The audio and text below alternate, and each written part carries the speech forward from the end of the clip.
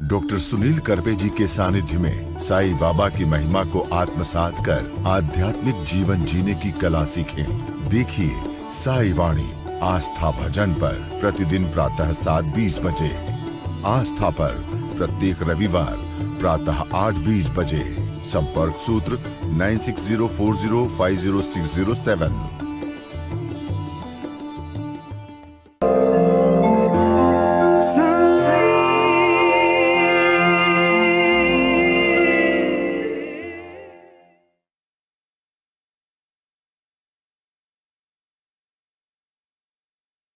साईं तेरे चरणों में कोटि प्रणाम। साईं तेरे चरणों में कोटि प्रणाम। साईं तेरे चरणों में कोटि प्रणाम। साईं तेरे चरणों में कोटि प्रणाम। शरण में ले लो साईं प्रभो। शरण में ले लो साईं प्रभो। शरण में ले लो साईं प्रभो। शरण में ले लो साईं प्रभो। नमस्कार, साई वाणी में आपका सबका स्वागत। मेरे प्रिय आत्मन, दिव्य और सज्जनों, भाई बहनों, बहुत ही खुशी का माहौल है। इसलिए मैं खुशी का माहौल कहना चाहता हूँ। अगर हम हमारे जीवन की शुरुआत बहुत अच्छी तरह से करें तो हमें बड़ी खुशी मिलती है।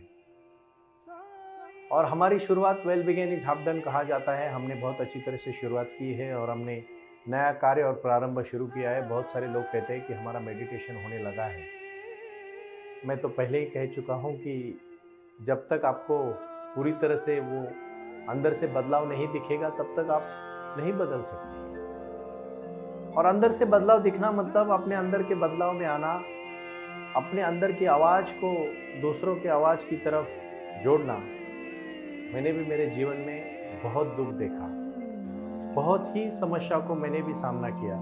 और जब मैं बाबा के ध्यान से जुड़ा तो मेरा जीवन पूरा बदल गया। मैं अभी हर चीज़ में सुख देखता हूँ, खुशी देखता हूँ और इतना अच्छा लगता है कि जीवन जीने का एक आनंद ही अलग है। सच कह रहा हूँ भाई और बहनों, मेरे खुद के निजी अनुभव से मैं बहुत अच्छी तरह से बदलाव ला चुका हूँ और मैं चाहता हूँ कि आप भी आए। साईवाणी.org के माध्यम से पूरे हिंदुस्तान में रोजगार निर्माण करना हमारा परम कर्तव्य है। साई का आशीर्वाद, साई का मंदिर, साई की प्रेरणा और साई की शक्ति है हमारे जीवन का बदलाव है। और कुछ कर गुजरने के लिए मैंने कहा था साधन चाहिए। और जब साधन जुड़ते हैं, कुछ कर गुजरने के लिए मौसम नहीं मन चाहिए। मन मतलब दृढ़ता, संकल्प चाहिए। साधन तो जुड़ जाएंगे, संकल्प का धन चाहिए। इसके लिए मैंने एक किताब, बहुत सारी किताबें लिखी है। मैं आत्म पूजा, ये मेरी किताब के बारे में आज जिक्र करूंगा, उसको आप जरूर देख लेना। और मैं अभी आप सबको कहना चाहता हूँ कि मेरे यहाँ जहाँ मैं अभी लोगों को संबोधित कर रहा हूँ, वहाँ से हजारों करोड़ों लोग जुड़ रहे हैं। और मैं आप सभी को विनती करना चाहता हूँ, जो लोग आप मुझे सुन रहे हो, आप अपने घर से भी वीडियो बना के भेज सकते हो। अच्छी तरह से क्वालिटी का अगर वीडियो भेजेंगे तो मैं साई वाणी में दिखाना चाहता हूँ। और कुछ लोगों को मैं जहाँ से साई वाणी कर रहा हूँ वहाँ भी निमंत्रित करने जा रहा हूँ। उसमें से अभी मैं हमारे मित्र जिन्होंने अंग्रेजी के ऊपर किताब लिखी, थोरात सर, हमारे परम स्नेही परम बड़े भाई सुनील नरोला जी, हमारे साथ जो काम करते हैं मेरे मित्र सुदर्शन जी, और ऐसे सभी मेरे भाई बहन, करोड़ों लाखों लोग जो हमारे लिए अभी ई कॉमर्स के लिए काम कर रहा है, गौरव जी, और ऐसे महत् कार्य करने वाले पूरे हिंदुस्तान से जुड़ने वाले मेरे भाई बहन अभी हमारे साथ साई वाणी में जुड़ रहे हैं। वो अपने अनुभव साझा करने वाले हैं और अपने व्यापार के बारे में भी, जो उनके जीवन में, उनके कार्य में बदलाव आया। देखो, मैंने पहले दिन कहा था, जो बड़ा है वो छोटे को मारता है। तो 9 नंबर था, मैं 1 से लेके 9 नंबर तक की बात कर रहा हूँ। और 9 नंबर सबसे बड़ा था और उसने ऐलान किया, मैं बड़ा हूं, मैं मेरे से छोटे को मारूंगा। तो 9 नंबर वाले ने 8 नंबर वाले को जोर से थप्पड़ मारी। 8 नंबर वाले ने 7 को मारी, 7 ने 6 को मारी, 6 ने 5 को मारी। पूरे आवाज क्लासरूम में थप्पड़ की भर गई। 5 ने जब 4 को मारी, 4 ने जब 3 को मारी, 3 ने जब 2 को मारी, और 2 जब एक को मारता है जोर से तो एक डर जाता है और देखता है कि उसके बाजू में तो कोई नहीं, शून्य था, और शून्य अपना चुपके से एक कोने में जाके बैठ जाता है, क्योंकि वो बेचारा किसको मार सकता है। लेकिन एक थप्पड़ खाता है और वो सोचता है, और फिर बहुत शांति से वो सोचने के बाद एक शून्य के पास वो जाता है। तो शून्य डरता है, शून्य को लगता है अभी मुझे ये मारेगा एक, लेकिन एक बहुत समझदार होता है। वो कहता है रुक, मैं तुझे मारने नहीं आया हूं, तेरे साथ खड़ा होने में आया हूं। और जब शून्य के बाजू में एक खड़ा होता है तो वो 10 हो जाते हैं, और फिर 10 होने के बाद वो किसी को भी मार सकते हैं, लेकिन वो मारते नहीं है। ध्यान में जुड़ा हुआ, साईं बाबा का आशीर्वाद लिया हुआ, साईं बाबा का ज्ञान प्राप्त हुआ, साईं बाबा के संस्कार मिलने वाला आदमी कभी किसी को दुख नहीं पहुंचाएगा। अपने जीवन से वो दूसरे के जीवन में क्रांति करेगा, उसमें कोई शक नहीं, कोई दोहरा नहीं। भाई और बहनों, यही तो जीवन है। अपने को जब एक शून्य के साथ खड़ा हुआ तो 10 हुआ और वो सबसे बड़ा हो गया। और उन्होंने सोचा और कहा, देखो दूसरों को मारना बड़ापन नहीं होता, दूसरों को बड़ा करना ही बड़ापन होता है। साईं बाबा अपने भक्तों को बड़ा करते हैं, उनके जीवन में बदलाव लाते हैं। ध्यान और मेडिटेशन करोगे, साईं के भजन सुनोगे, साईं वाणी सुनोगे, हमारे साथ जुड़ोगे, जीवन में बदलाव आएगा। कोई शक नहीं, कोई दोहरा नहीं। मैंने पूरा जीवन मेरा साईं वाणी के लिए समर्पित किया है, और साईं वाणी ही आपके जीवन में बदलाव लाने वाली, कोई शक नहीं, कोई शक नहीं। मैं अभी फिर से कहना चाहता हूं, अब थोड़ा शांति से, समझदारी से समझे, इस बात को आप समझ लो कि जीवन क्या है, क्रांति क्या है, बदलाव क्या है। और आप सबको जुड़ना है कि नहीं जुड़ना है? जुड़ना है। सच कहता हूं भाई और बहनों, बहुत सारी कहानियां मैं बताता हूं ना, मुझे भी बहुत अच्छा लगता है कि आप जुड़ रहे हो। कहानियां तो बहाना है, ध्यान तो सच्ची कहानी अपनी जीवन की ध्यान है। उड़ान का आनंद, मैं उड़ान का आनंद कह रहा था। अपने जीवन में उड़ने की एक आनंद की कला अलग होती है, और वो जीवन में बदलाव लाने की कला है, उसको क्रांति की कला कहते हैं। इसलिए मैं कहना चाहता हूं, क्रांति करना पड़ेगा, जीवन में बदलाव लाना पड़ेगा, लेकिन बदलाव भीड़ में नहीं है। मैं एक राजा की कहानी आपको कहना चाहता हूं। राजा का अंतराग्नि, मैंने उसके ऊपर किताब लिखी है, अंतराग्नि। उस अंतराग्नि किताब के बारे में बालाजी जी आप जरा स्क्रीन पे लोगों से ये किताबें का पूरी तरह से मुखपत्र दिखाइए, क्योंकि उनको पता चले, सभी मेरे साईं भक्तों को पता चले कि बुक्स में कितना महत्वपूर्ण मैंने जीवन में चिंतन करके लिखा है। एक राजा, बहुत ऐशोरामी राजा था। योग के बारे में वो बिल्कुल भी नहीं ध्यान रखता था, अध्यात्म तो उसके दूर दूर तक छूता नहीं था, वो सिर्फ भोग में मलिन था। करुणा और क्रांति उसके जीवन में कैसे आई, वो मैंने दूसरे किताब में लिखा है, राजा आप ही है। और जब उसकी 10-10 रानियां थी, एक बार राजा को ज्वर भर जाता है अपने अंग शरीर में, और उसमें जब वो पूरी तरह से उसका शरीर तप्त हो जाता है, और उसके जीवन में उसको डर लगने लगता है। तो फिर रानियां उसको चंदन का लेप लगाती है, उसको ठंडे पानी से नहलाने का प्रयास करती है, सब कुछ करते हैं उनको। और जब चंदन का लेप लगाते थे तो रानियां थी, बहुत अमीर थे सब लोग, उनके हाथों में 10-10 चूड़ियां थी, और वो रानियों की चूड़ियां जैसे बजती थी तो राजा को डिस्टर्ब होता था, तकलीफ होती थी। उनको कहता था वो, मुझे ये चूड़ियों की आवाज अच्छी नहीं लग रही, आप चूड़ियां निकाल दो और एक में हाथ में चूड़ी रहने दो, क्योंकि वो आप सौभाग्य का लक्षण है इसलिए। और फिर राजा को चंदन लेप लगाते लगाते जब उन्होंने चूड़ियां निकाली और एक ही चूड़ी रखी, तो उनके जीवन में, उनको राजा को पता चला वो चूड़ियों की आवाज से उसको तकलीफ होती थी, लेकिन जब एक चूड़ी लगाए रखी, आवाज नहीं आई, राजा को गहरी नींद आई, और उसका जो ज्वर था, जो उसको बहुत फ्लू आया था, वो निकल जाता है। और फिर राजा वहां से ठटक से खड़ा हो जाता है और कहता है जीवन में क्रांति हुई। बुद्ध कहते हैं जिस दिन जागे उस दिन सवेरा। कहानी बहुत मनोरंजक कहानी है, बहुत सारी चूड़ियों की आवाज आती है। यही है जीवन में, जितना ज्यादा नहीं रखोगे, वासनाओं के पीछे भागोगे तो दुख है, किसी एक ध्यान के पीछे लगोगे तो सुख है। राजा ने कहा जो इतने ऐशो आराम में नहीं मिला वो सब कुछ गया।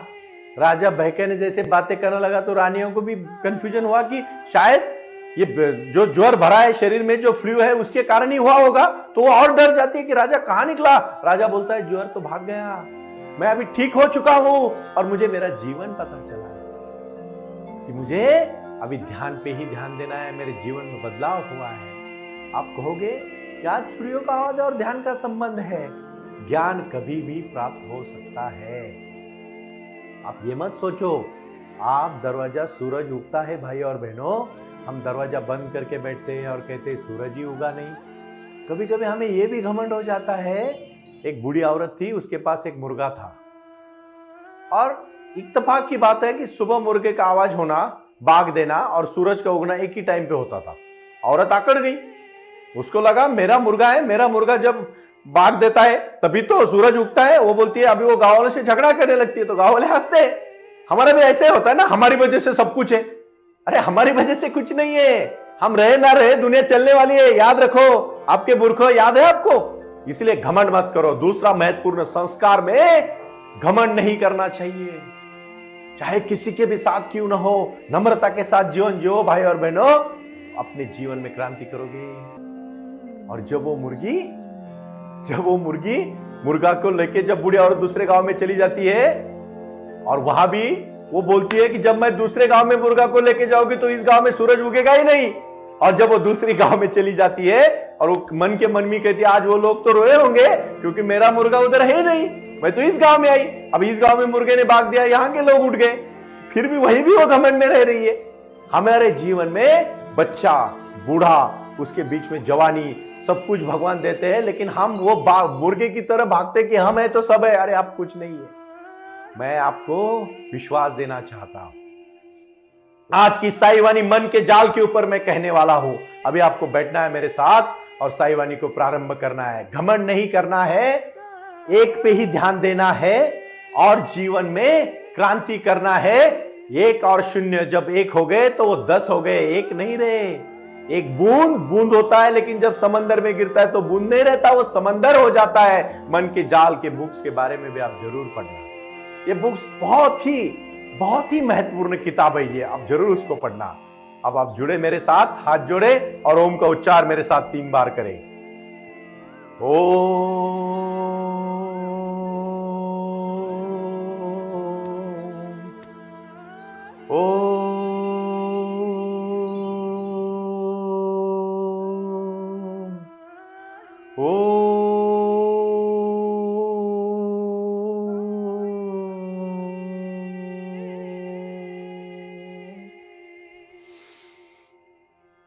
आप गहरी सांस ले रहे हो। आप बहुत अच्छी तरह से ध्यान में बैठे हो और गहरी सांस ले रहे हो।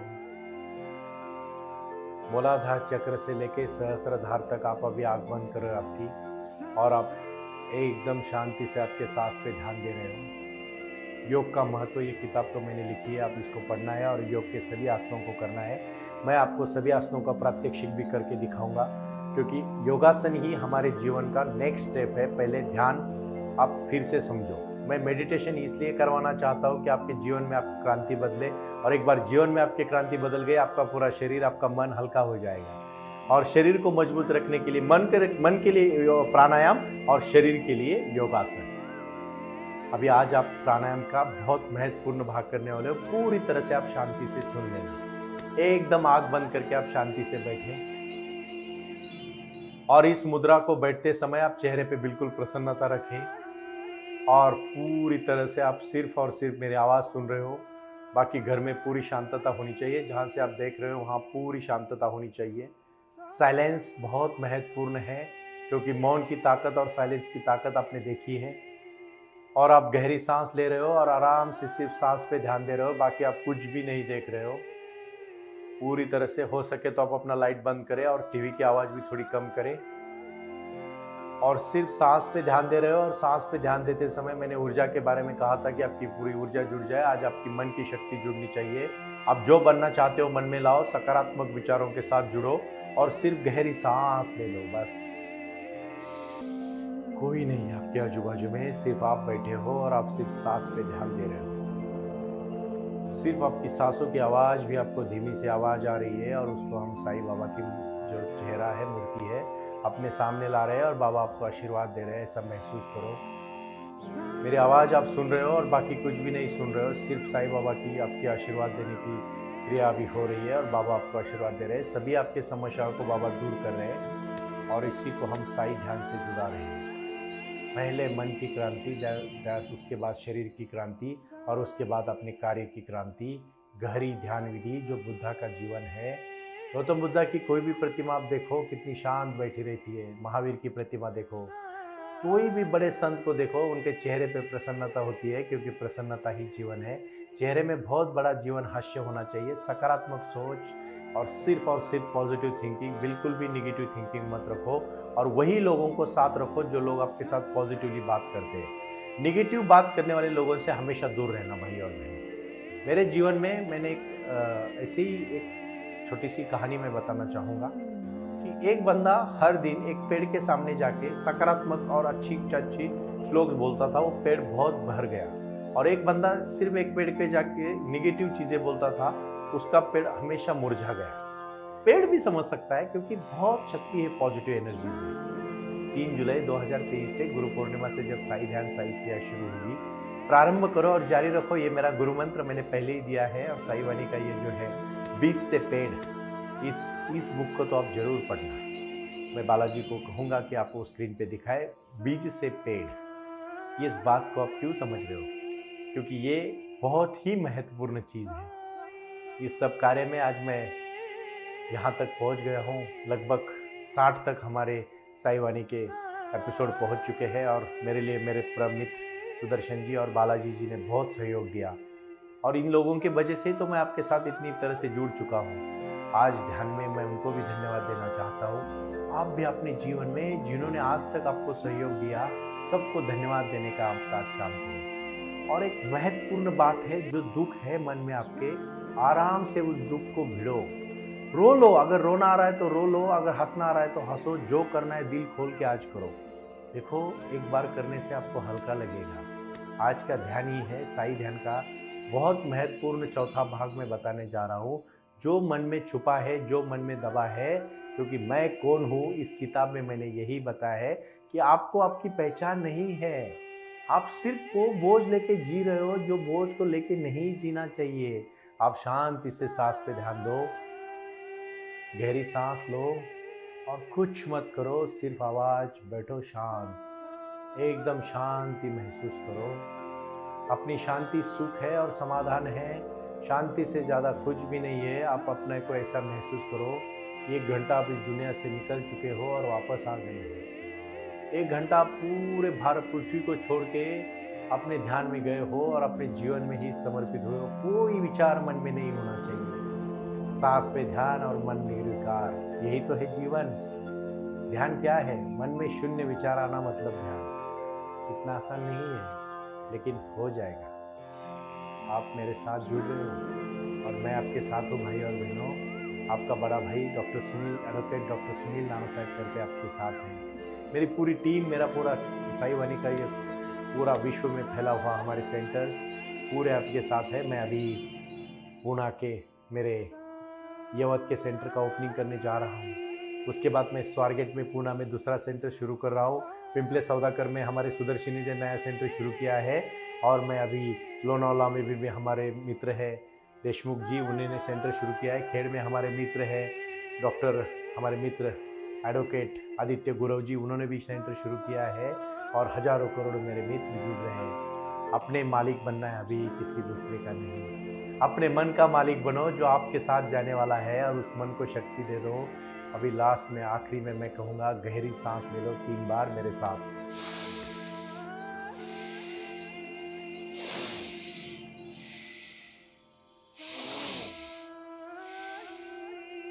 देखो, आज सिर्फ सांस पे ध्यान, सिर्फ सांस पे ध्यान। देखो कितना हल्का लगता है। और मैंने कहा है आज, रोना है तो रो, हंसना है तो हंसो, जो मन में दबा है खुल के करो और जिंदगी देखो कितनी अच्छी है। ओम साई राम, ओम साई राम, ओम साई राम। प्रणाम।